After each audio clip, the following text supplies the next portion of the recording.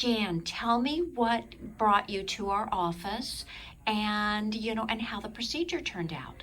So I had some gum recession and I was concerned because over time you can lose your teeth, and I checked around in the community and the McCawley's name kept popping up.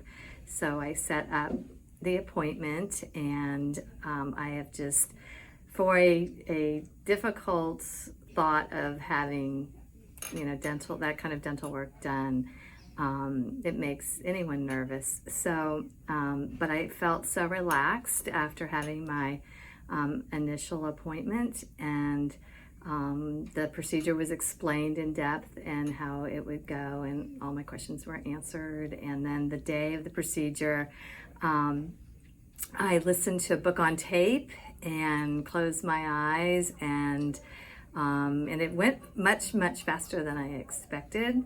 And everybody's been super, from front office staff to back office staff to the professionals and the paraprofessionals, so it's been great. The pain, everybody's worried about pain, and during the procedure there just isn't any pain.